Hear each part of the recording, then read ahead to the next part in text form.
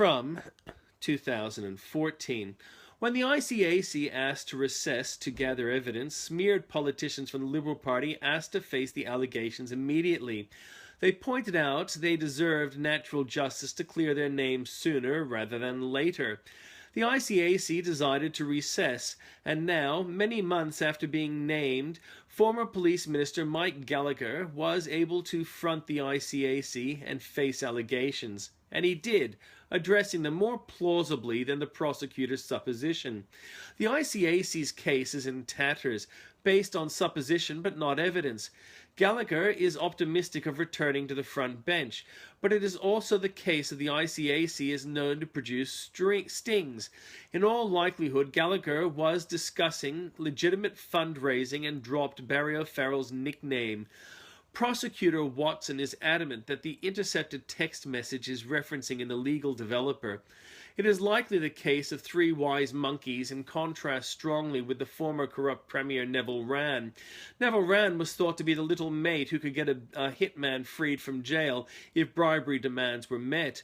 But no one could prove that, and so the courts let it slide, even though no one else could have achieved the end result. But the judiciary ignore ALP corruption and inflate accusations against Liberals on no evidence. Why blow up a Rozelle convenience store? It is an upmarket part of Sydney, close to Sydney University. 2 people are missing and 1 is dead. But no one knows yet of the whereabouts of a mother, a baby, and a man from an adjacent complex.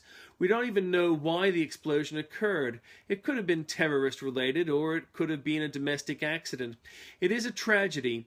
Hopefully, the hospitalized shop owner will be able to shed light on what happened. One must remember Green Senator Wish Wilson does not like the use of the word evil or terrorist, preferring not to demonize people.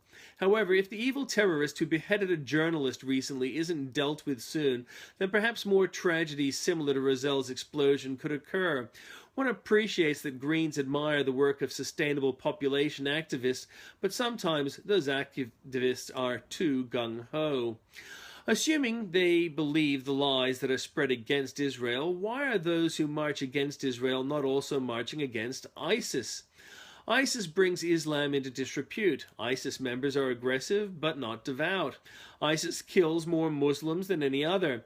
Islamofascists enjoyed swimming in a former U.S. Embassy pool.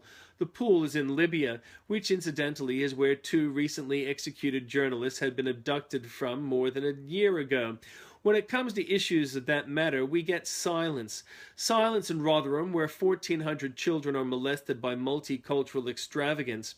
Silence from academics who rename things to avoid being too easily seen to be shonky, as with AGW Hysteric Man in his opposition to Stein, or with other academics claiming that drowning desperate poor economic migrants is preferable to resettling refugees, as it strains ethical principles of public servants.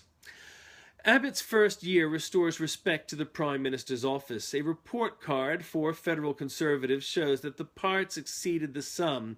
Living standards fall as government is blocked in Senate. It has been forgotten by spruikers that superannuation comes from pay packets. Red tape is cut, so cheaper, better imports of cars for Australians are becoming available. Lambie gives maiden speech, as silly as Hanson's was.